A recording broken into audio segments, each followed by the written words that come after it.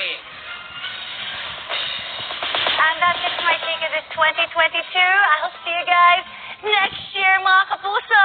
Ako po si Evelania. Happy New Year! Woohoo! Miss Vicky, Miss Tia! Thank you, Iya. Naku, magwawalis pa tayo mamaya. May baong kwestyon pa na si Iya.